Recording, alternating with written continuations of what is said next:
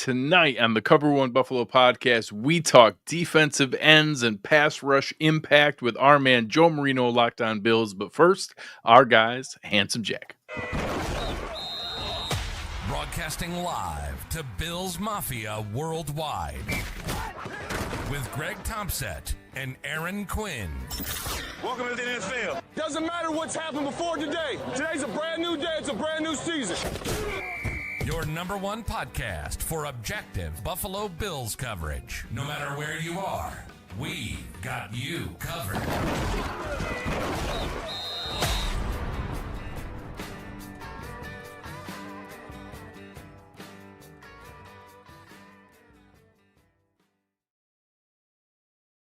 Good evening and welcome to the Cover One Buffalo podcast. You are joining your host, Greg Tompsett, along with my partner in crime, Aaron Quinn. Aaron, you're on the home stretch. Your family is almost back together in one. How are you? Yeah, if people tuned in last week, they know I had some stress of my kids not totally being asleep by the time we started the show. Still, same thing is happening here in my house tonight. They were good last week, though, and I did try to tire them out today. We had tennis in the morning, track for a couple hours in the morning. Then we had summer basketball tonight. Plus, we did some swimming. I brought them to the other tennis court and play. So I did my part to try to get them so worn out. I like the strategy. Backfired a little because they were kind of jerks because they were too tired going into bed. So we'll see. I hope they're just sleeping now. But it's live, so we'll find out. Maybe my kids will come and make an appearance. I hope not. Well, kudos to you for making it solo mode here, and hopefully your family's back together all in one soon. Yes, hopefully she drives safe tomorrow for some 4th of July festivities here this weekend. Yeah, I'm excited. We're doing the same thing. We're going to do, our area has the fireworks show tomorrow night, so we're going to do that tomorrow night, and then I think maybe some family movie night on 4th of July or something like hopefully that. Some hot dogs, some burgers. Yeah, you gotta do it right. American, yeah. Well, the burgers aren't really American, right? Hamburger. Pretty sure we stole most took things. It. We take most things, but we do a good job with it when we take it. So I'll take that. Not a ton of news here. We did have a new hire on the team. They hired one of the Big Data Bowl analysts, which is kind of cool. I like that when you're cutting edge of innovation kind of things, and some guys there. So interested to see that new addition. Actually, and if people haven't looked into him or what that Data Bowl entry was, I read it today, and really interesting stuff about safety entropy and basically like how good teams were at disguising coverages, which is right up Cover One's alley here, in terms of like what they did pre and post snap and the impact that had. And honestly, the Bills rated surprisingly low. Because like we think of the Bills in disguised coverages. So that was a really cool. Would have been previously, yeah, for sure, other years, and that was we can go into that when we talk about the safeties in that position preview. But it was just an interesting study of what teams are doing in terms of that and how to kind of quantify that pre and post snap coverage that safeties do and how important it is. So right up my alley. So I reached right out to him to talk to him and be like, hey, safety disguise coverage. This is exactly what I want to talk about. So really cool guy. And I just love, I think McDermott especially gets this kind of idea that he's like old school and kind of maybe stuck in his ways and conservative, but really in every chance he shows that he's like kind of young and progressive and always kind of pushing the edge of progressive thinking in football and trying to keep on top of those trends. I think this is another example of trying to stay on top of trends. Not wanting to make our good friend Joe Marino wait any longer, but one quick question here. James brought up the Data Bowl analyst. The NFL, it's actually the NFL itself puts on what's called the Big Data Bowl, like the Super Bowl, the Sugar Bowl, the Citrus Bowl. It's the bowl, but it's just a competition of presenting interesting data about football, and there's a full competition, and there's actually been some pretty cool. As a matter of fact, our friend is doing it too. Yeah, we've had some guests on previously. Arjun Menon, who worked for a couple of the different groups. He worked for PFF, he worked for PFN, he worked for a couple of different groups. He was one of the finalists in that one year, and then now I just got a job. Chargers. Or he was, I think, the Jets actually. Jets. The other guy works for the Chargers. Though. Yeah, so like a lot of those guys, Tej Seth is the one who also got hired as well. So some really cool up and coming minds around football have been there. So that's what the comment was about. Yeah. But without further ado, I believe we're actually at the tail end of a home and home series. Our man Joe Marino had Anthony Prohaska on his show. He's now over here with us. We appreciate you very much. What's going on, Joe?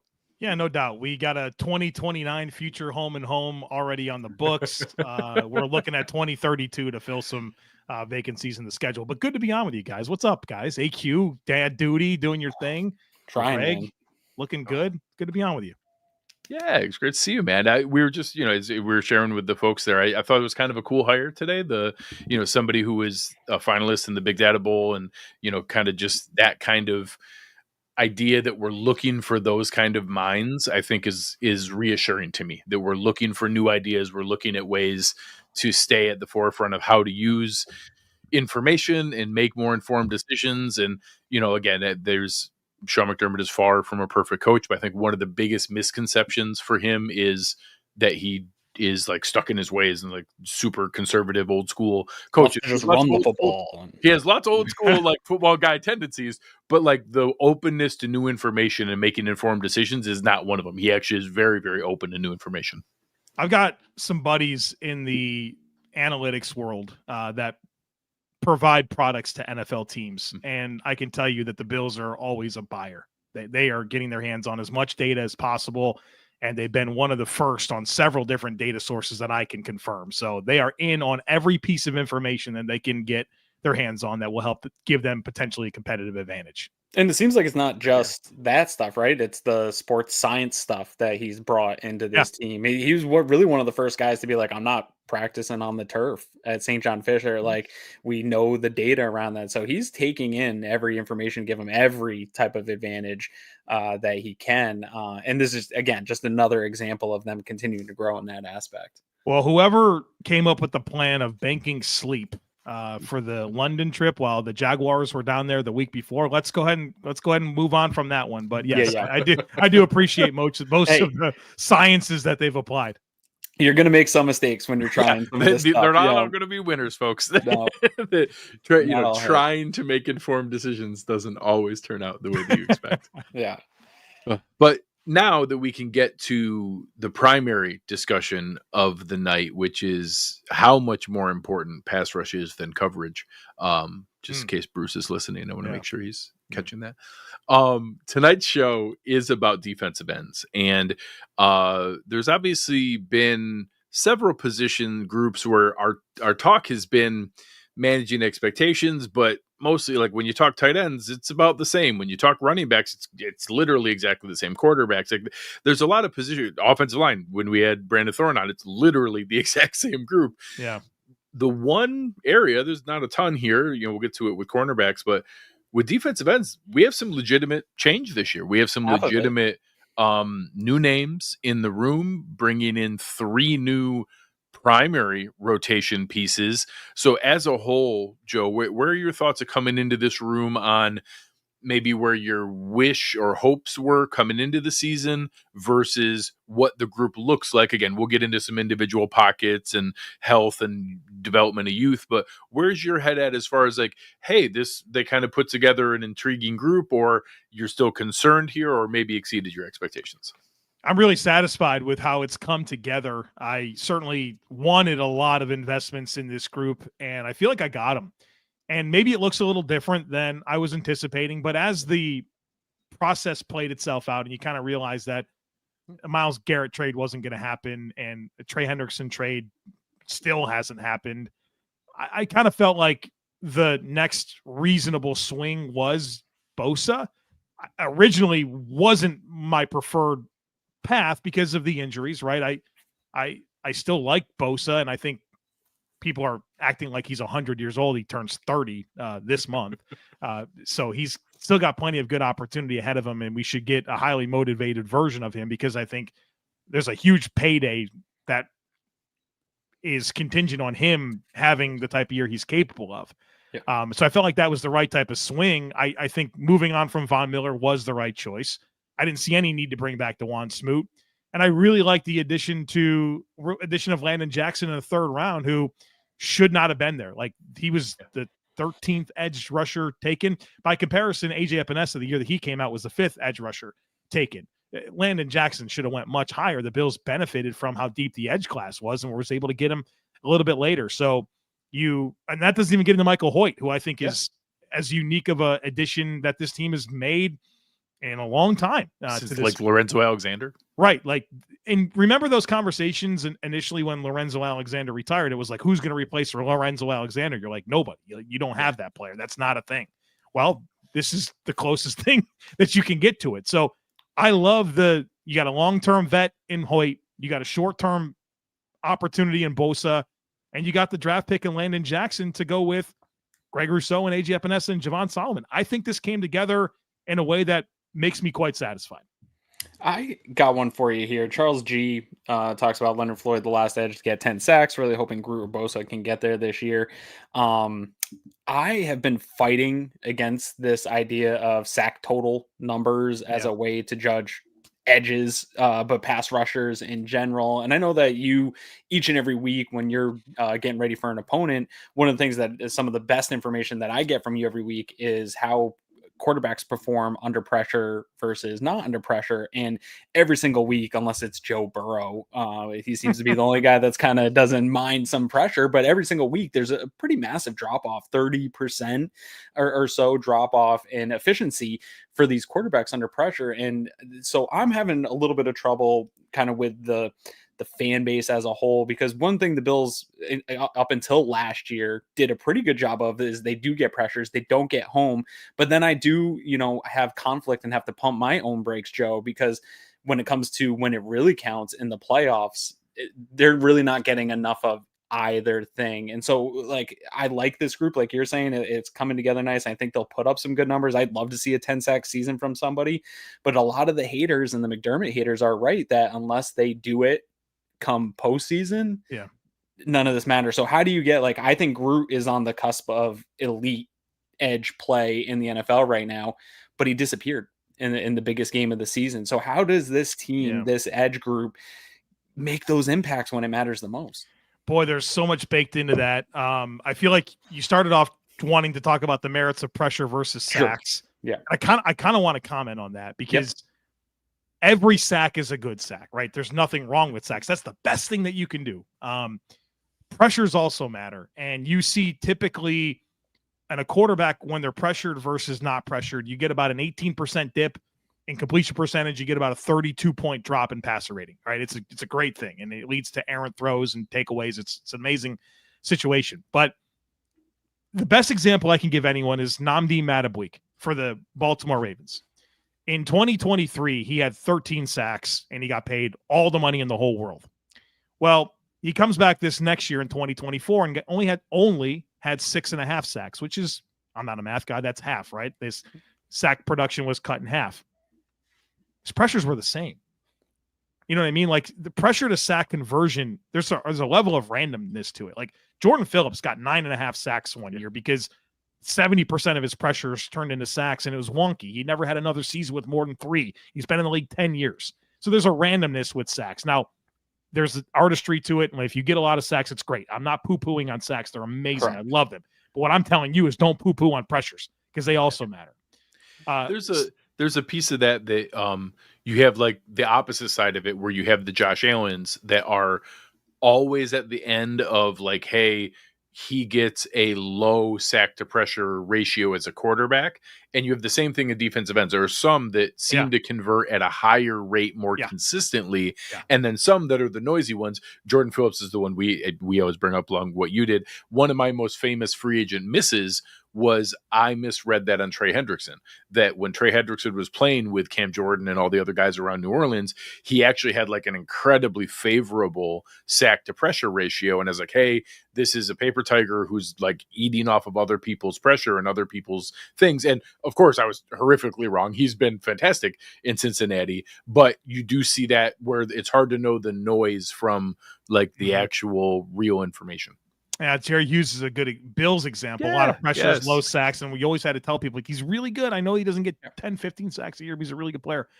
Then you kind of got into some commentary about showing up in the postseason. And boy, if anyone's listened to me talk over the last 4 years, you know exactly how I feel about the defensive line impact in the postseason. It's been, I think, the biggest reason why the Bills have not been able to get over the hump. And I think there is some context. There always is.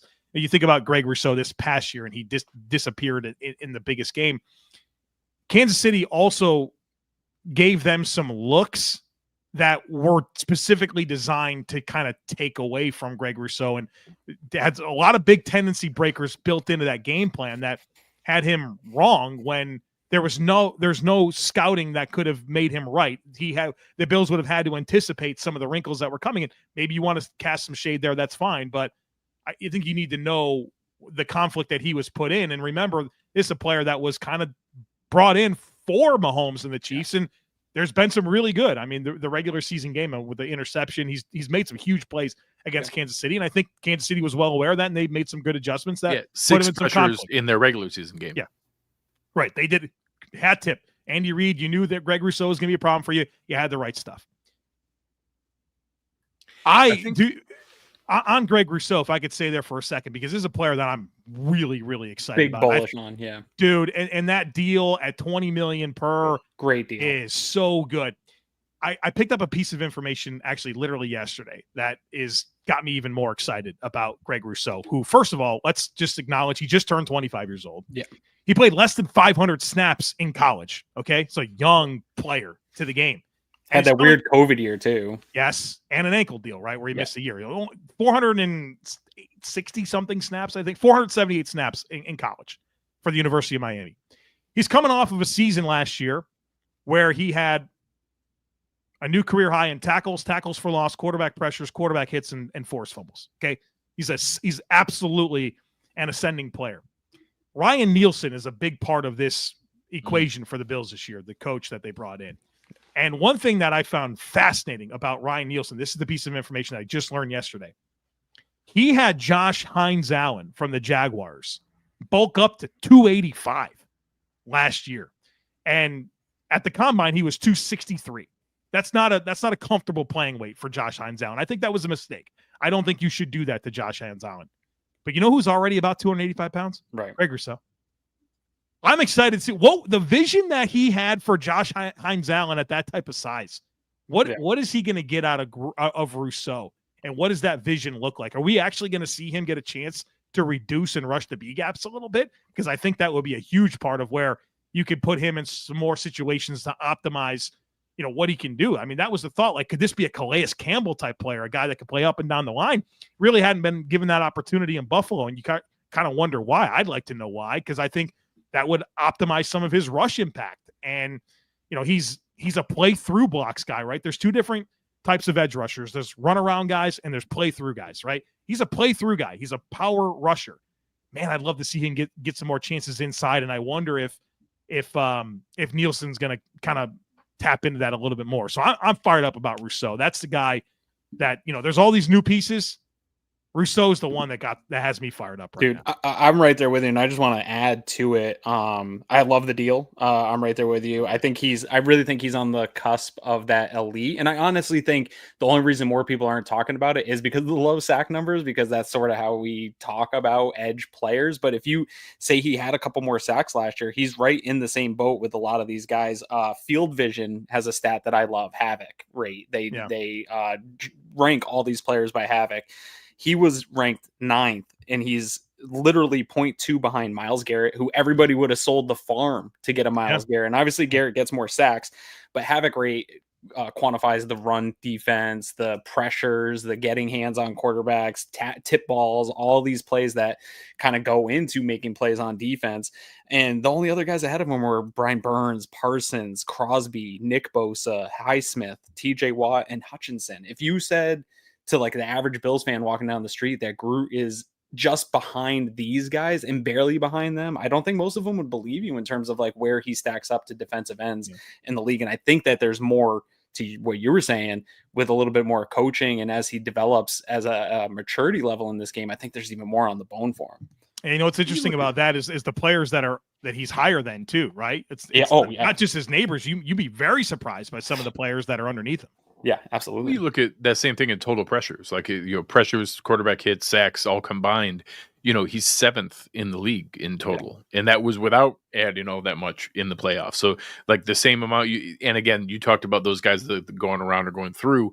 Right there with like the Zadarius Smith styles, who use that power as his calling card his whole career, and being right there. Same amount. Mike Parsons. Parsons played fewer games, but Daniel Hunter. All the other elite guys. There's a tier with Hendrickson and Myles Garrett and some of the guys up there a little bit ahead, but 7th in the league. I don't think a lot of fans see him in that light. And again, if you look, all those guys that are in that tier, everyone else around there, the number of sacks is 11, 18, 14, 12, 12, 14, 11, 10, 10. Like, he is the exception in the number of sacks. So we just need that to net out to finish at the level that we expect and to be able to see. And he had, a lot of like shared half sacks and things like that are, again, that's the noise that you get into. I was going to say the lacking of sacks probably got us a better deal on him going forward. It didn't hurt.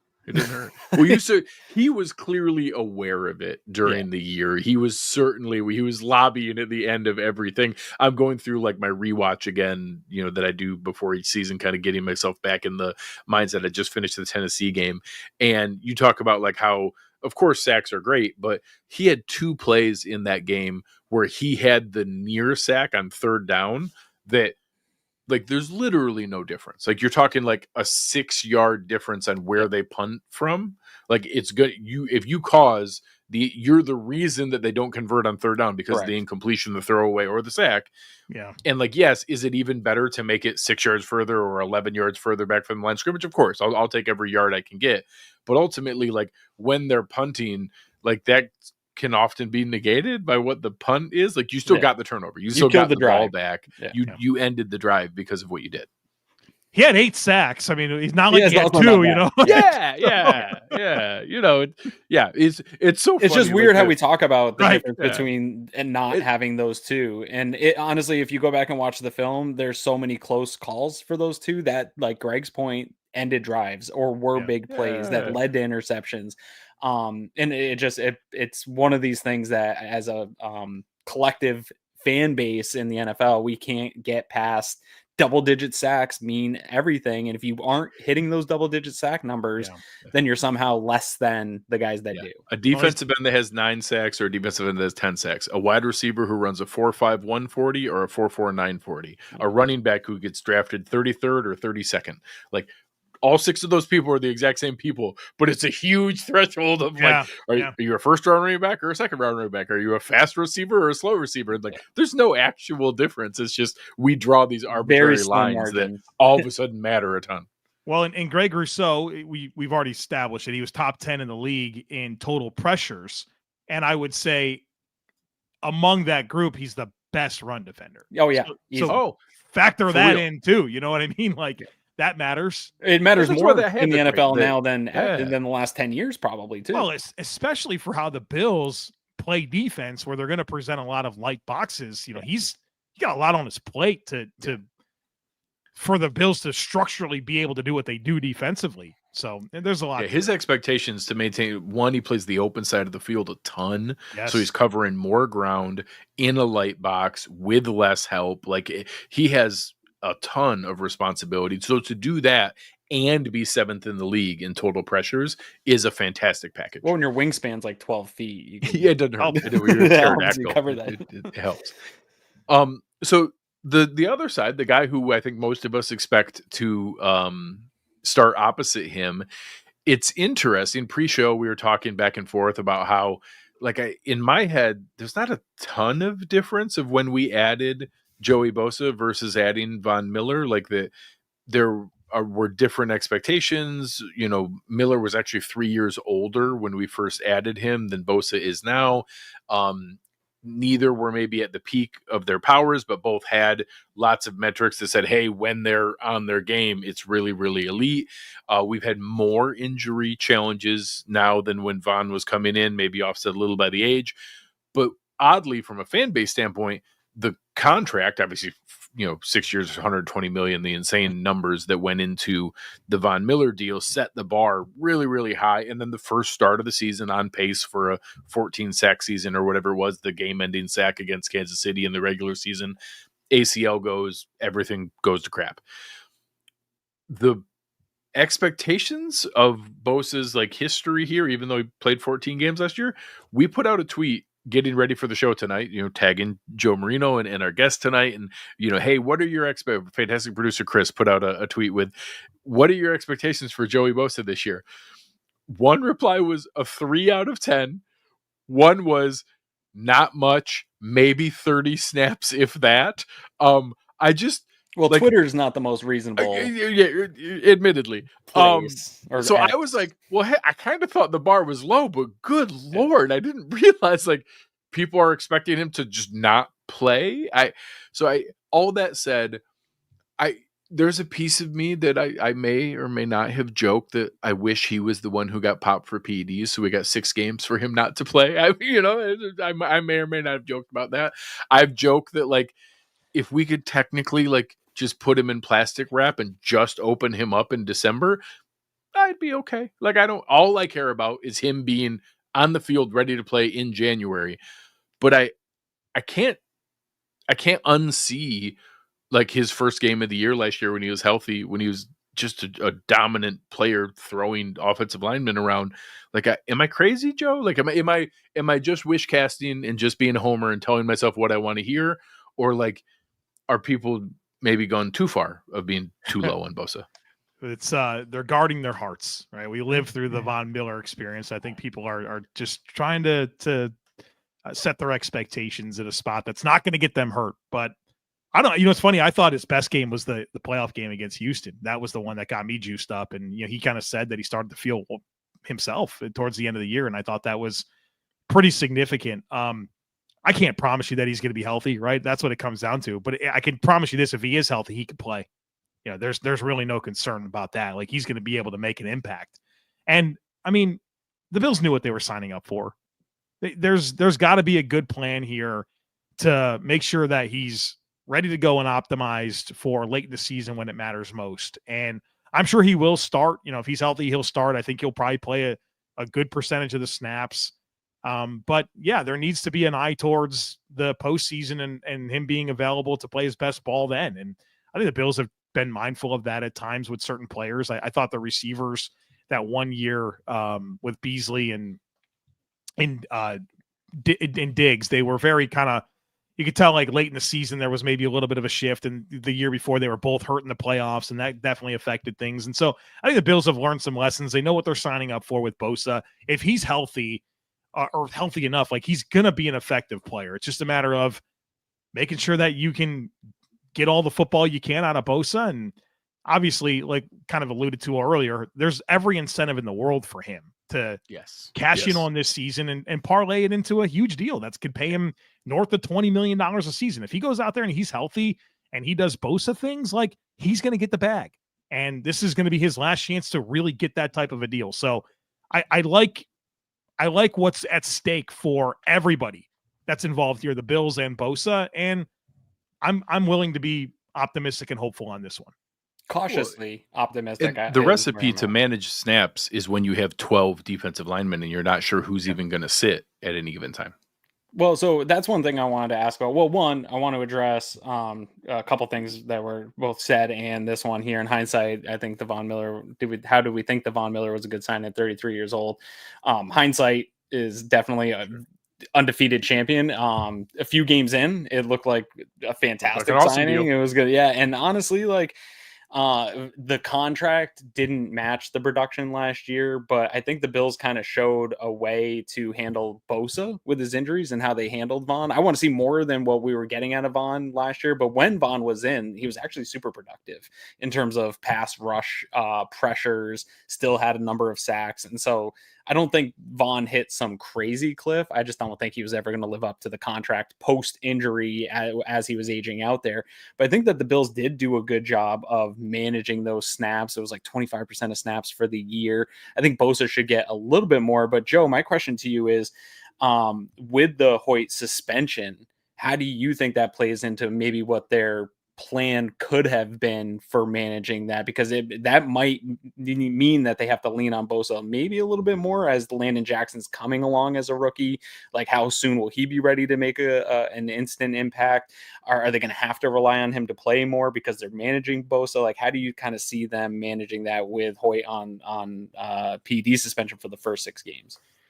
I think Landon Jackson's a big part of that, and I don't think we know yet. Like, we'll find out about Landon Jackson throughout camp and preseason, but what type of market share he can take advantage of matters a ton. And I think even Javon Solomon is a player that comes to mind here, because what Javon Solomon did last year was prove that he can help on special teams, and that's going to matter a ton. It's going to get him a jersey.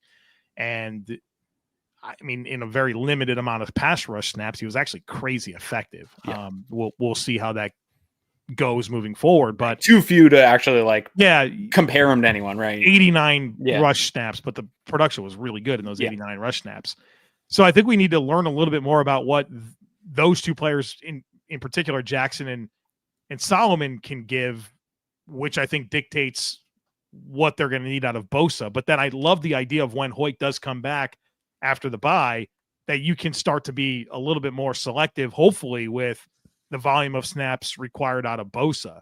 And like, I respect every team. I think everyone knows that. But once you get through Baltimore, that early schedule softens up. Like, hopefully the Bills are able to have some, convincing wins where they're not having to stress their starters. And do some of what like KC does, where you're tinkering while winning 100%. At that point in the season, right? Yeah, 100%.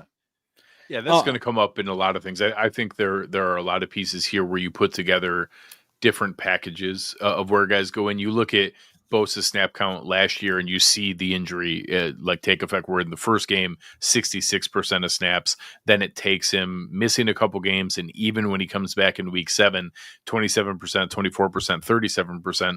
But then once he does ramp back up from weeks 10 through the end of the regular season, 67, 58, 72, 60, 59, 78, 56. It puts some of that into perspective of how he was still utilized last year in that game that you identified, Joe, of thinking how he looked. That was 63% of the snaps against Houston in that role. So I'd be surprised, short of the playoffs, when the playoffs here, hey, we made it, we're there, we're going to take the governor off. But I guess I'd be really surprised if we see anything that starts with a 6 at any point there, or maybe even getting to 50% snaps. I think that the usage and the plan that we had for Von Miller makes a lot of sense, where it's going to be, hey, you start and you're nominally the starter, but then it's pretty much just going to be like, is it 3rd and long, obvious passing downs? How do we manage those snaps? He's a better run defender than like traditional, Leonard Floyd type, like, hey, just rush and a bigger body too, type guys, and has that power to play some run snaps. But I'd love to soak AJ Epenesa and Solomon and Landon Jackson can soak up all the run snaps, like just manage it, get him on there when it matters, take him out of the game every single time that we can. I think that kind of seeing that they still use him 60% plus in Los Angeles, I wouldn't mind having a much more managed plan. And I think the playtime incentives in his deal are pretty interesting to me, where the first threshold is 45%. He gets $250K. Then it's 55%. He gets $750K. 65% is $1 million. That's obtainable, right? That's not crazy. I mean, the 45%, maybe we don't want him to hit that. Yeah, it's going to be interesting. Some of those, right, we're incentivized not to play in both health and money. Right. So, I mean, if he's 35 to 45, but is healthy, I think that would tell a great story. Yeah. You know what I mean? If that's really where it lands.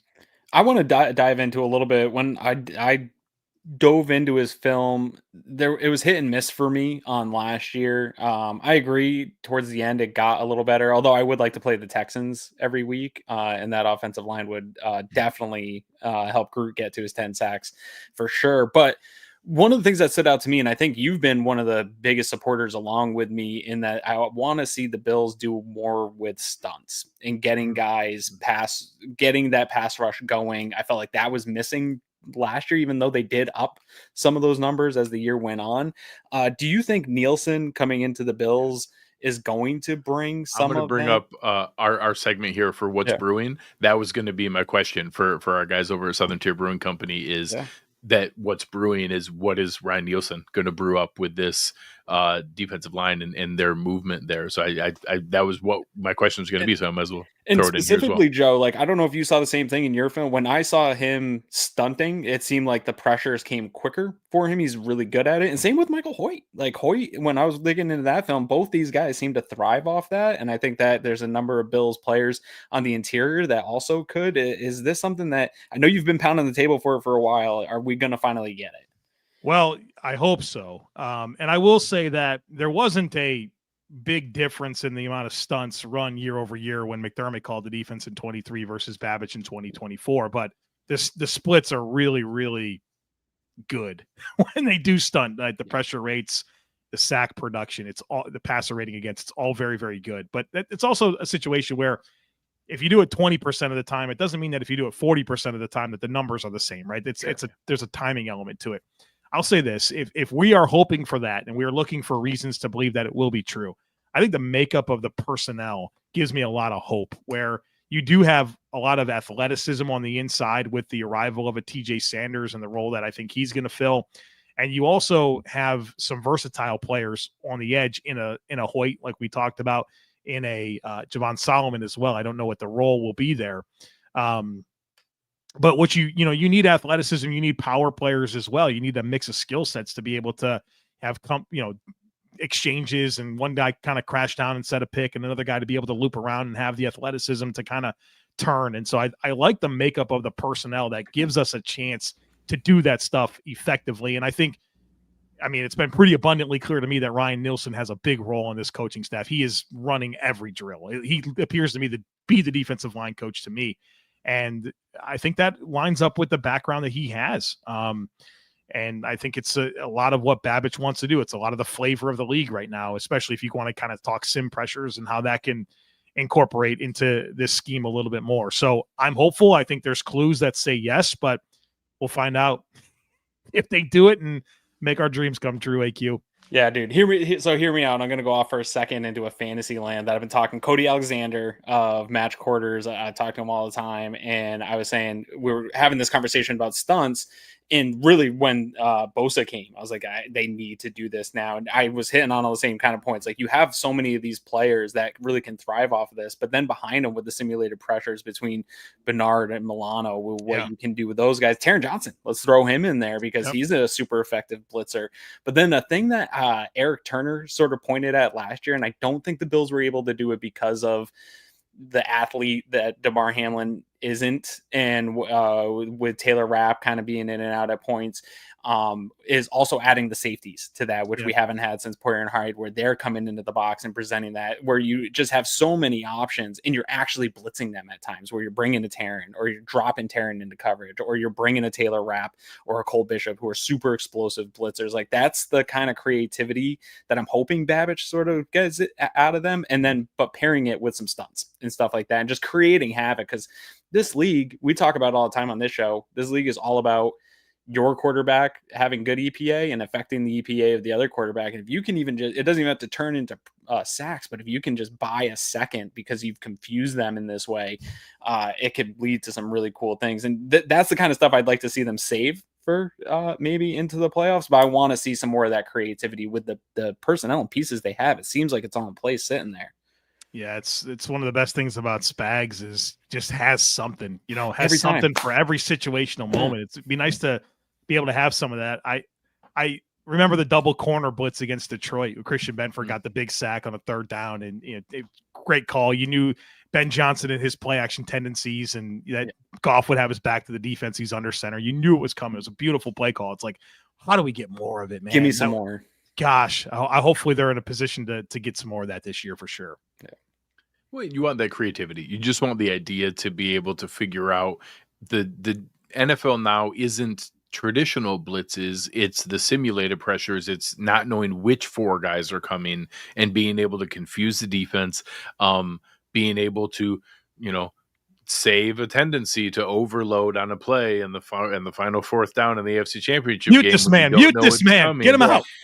Chris, get him out of here. Having those things in your pocket is a real key. And I know, we were joking earlier about the things during the regular season, but it goes into things not for tonight's topic, but one of the more legitimate criticisms I saw where people were being probably a little reactive to our challenges with the tush push in the championship game and how they went through is that, well, if you only spam the thing that's going to work all regular season long, that's great. You might still be able to execute it, but sometimes forcing yourself to be good at your number 2 and number 3 option has merit also. But it's not as simple as well, they got to see film of it all year long. Hey, if you're really good at it, be good at what you're good at.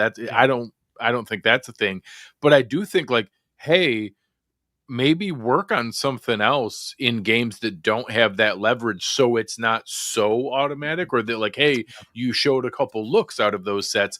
It's the same thing on defense. It's that same idea that hey, if we're pretty vanilla and pretty hey, what you see is what you get, we're not going to all of a sudden turn into some huge exotic thing.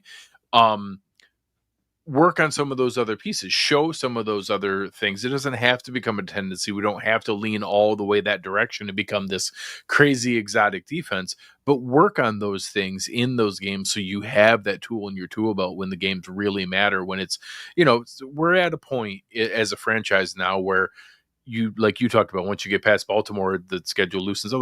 We're going to win plenty of games without our A game.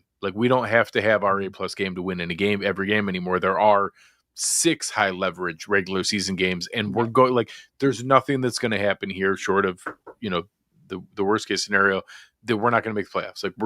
We're going to be there. Hey, yeah, seeding might matter. There's we could be 10-7, we could be 15-2. We're going to be good. We're going to be there. Work on those other things. Get those other things so you have that tool in your tool belt.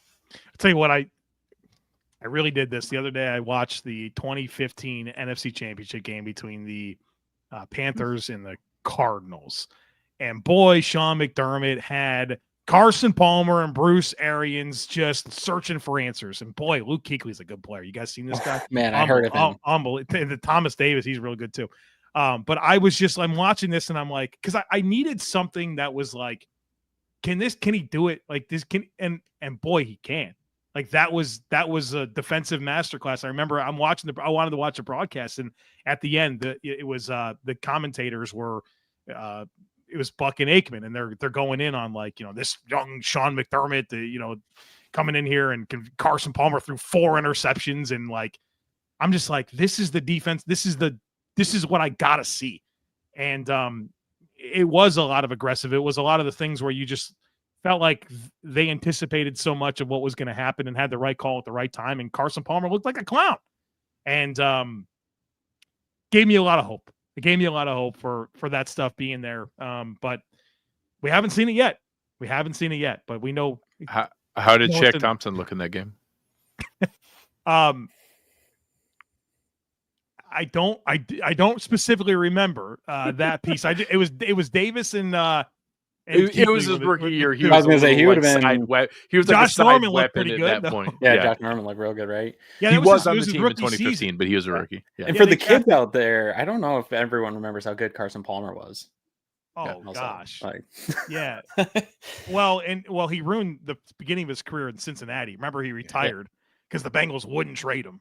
He literally held out to the point of retirement, then the weird Raiders thing, and he went to the Raiders. Resurgence, and then he goes Arizona. Bruce Arians in Arizona. I'm still convinced though he doesn't get that hit to the knee in the playoffs. That might be a Super Bowl team. Keamy Von Olhoffen, whatever it was, came in and buckled his knee from Pittsburgh. Oh man. Anyways, we digress here. Yeah, thank you, Southern Tier, for the what's brewing now. Yeah. So again, that was just I think the Ryan Nielsen, like you said. Again, no disrespect to the current coaching staff and the setup there, but it seems very clear that Ryan Nielsen was kind of given the car keys to that structure, and that he's been super hands-on involved, which is awesome, because I think there's a lot of those kind of Peter principle situations, the same idea, like a guy who becomes a head coach, you shouldn't have a guy who becomes a defensive coordinator and then takes a step back. Like, they can still be awesome in that other role, even if they weren't a huge success in the promotion that found out like, oh, yeah, that's probably one step too high. Side note, when we are looking next year for Joe Brady's replacement, because we will be looking for Joe Brady's replacement next year, I'm ready for our Steve Spagnuolo. I'm ready for, give me a fired offensive head coach who's kind of burned that bridge and can come here for 10 years with Josh Allen, with like Peterson. The Chiefs just get this cheat code. Who is like What's the they name? never get Doug plucked. Peterson, right? Shane Oh Steichen. God, Doug Peterson's been so bad. He's so bad. Hell, So y'all know bad. what's really funny? I thought it was going to be Sirianni, but then he went and won. That's going to be like 4 games into the season. I thought it was going to be Sirianni was going to be the guy. How about if it's like a really weird, nerdy guy in South Beach? Greg. That is such a weird offense for Josh Allen to be in. That's what I've always said about that Shanahan. People are like, "Oh, you need a Shanahan offense to go with Josh Allen." I don't like it. Nah, I don't know. I feel like that's too rhythm and timing based for a guy that is the not rhythm and timing based player at all. I need Indy to go completely sideways, and I'll take Shane Steichen. That would be that's interesting to me.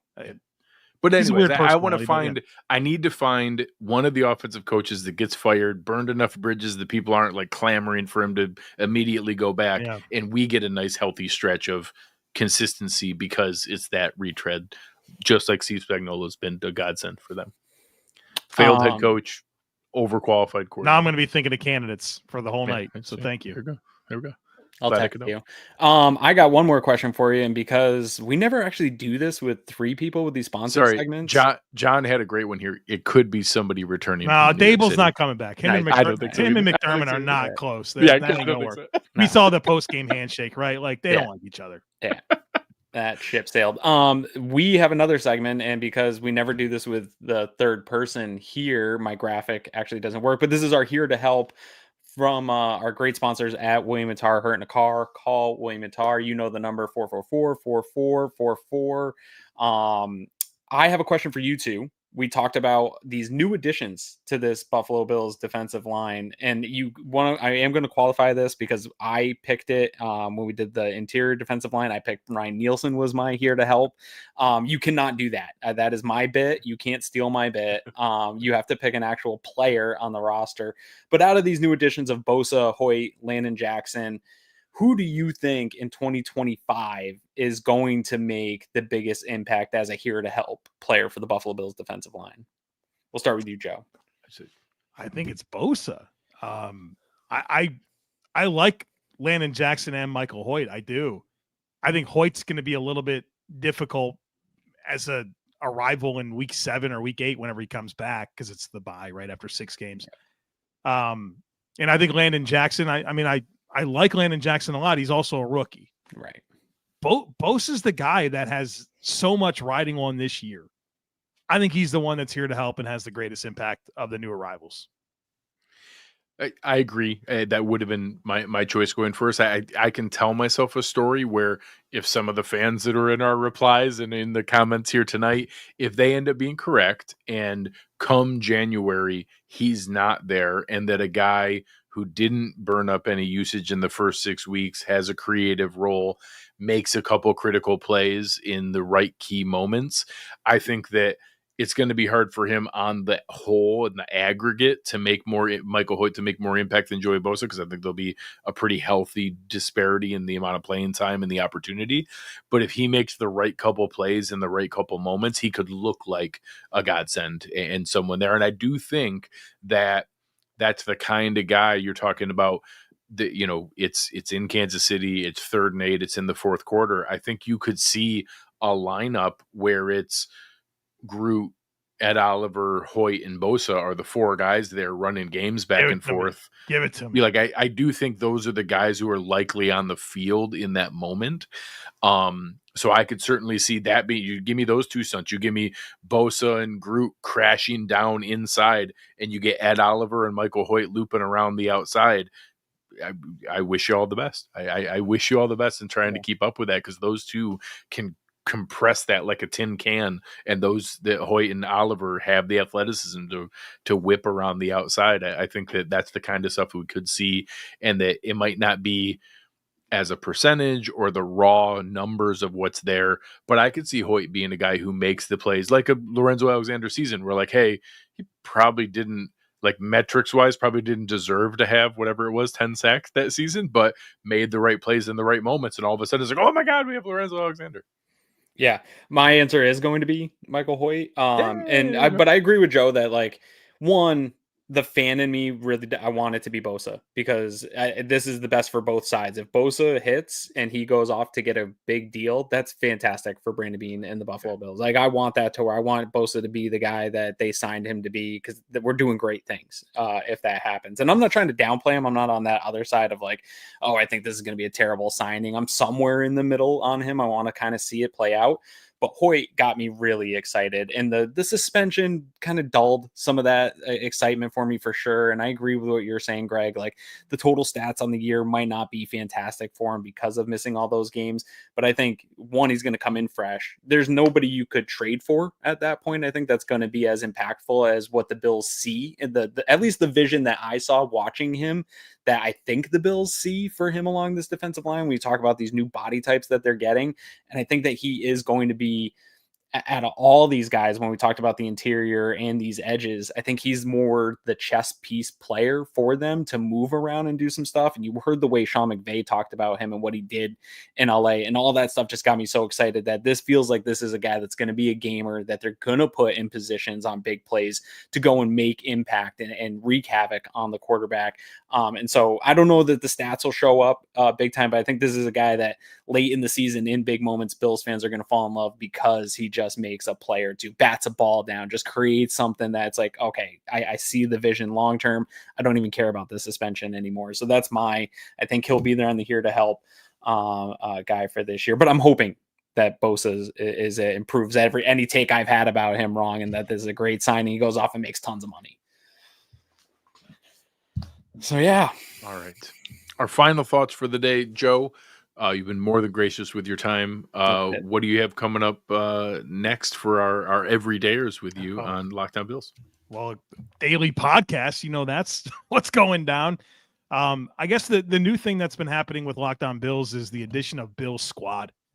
We've got Jerry Ostrowski and Jeremy White along with myself. We do an hour-long live stream twice a week, Mondays and Thursdays at noon Eastern time, and it's repurposed as a regular podcast. But it's cool to attack conversations differently. I monologue for 30 minutes every day, so it's cool to just be part of a panel. It's free flowing. It's not like super rigid with notes and how I normally do it. So I've really enjoyed that. That's been the new thing this year. So but daily podcast on Locked On Bills. Appreciate you guys giving me a chance to say that.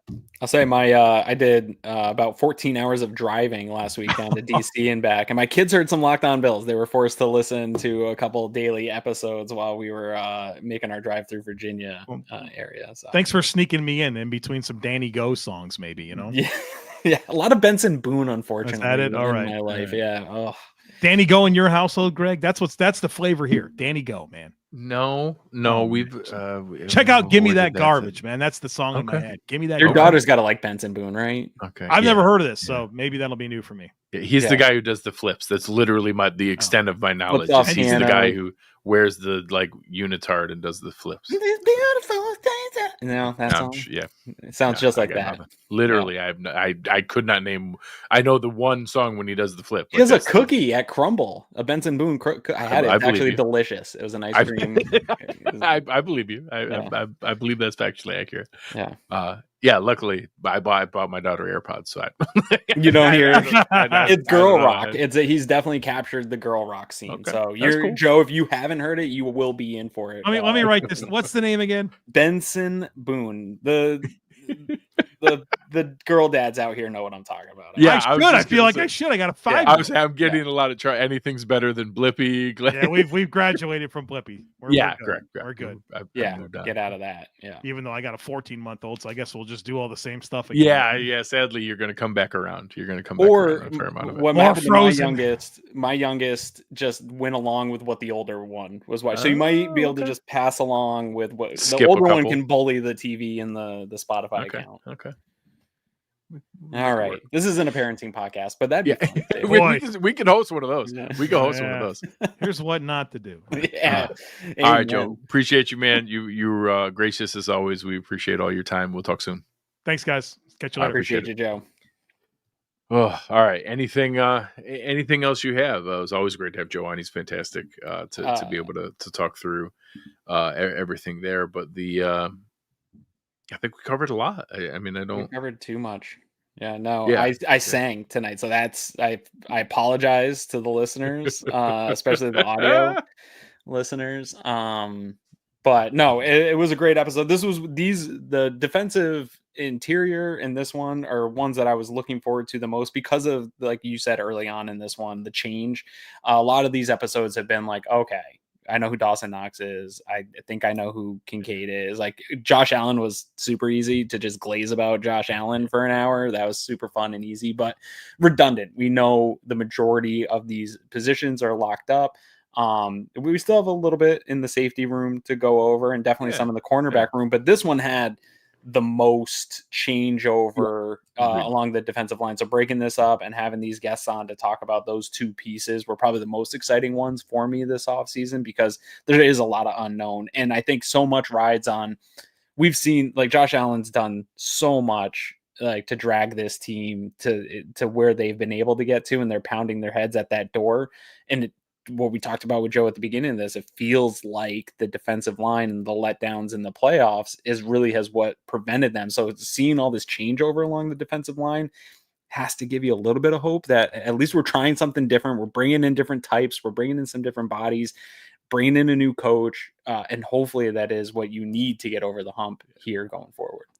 I think it's that combination plus what we talked about in the defensive tackle room. So the fact that it's not just 3 new defensive ends, it's 3 new defensive ends and 3 new defensive tackles and a new defensive line coach.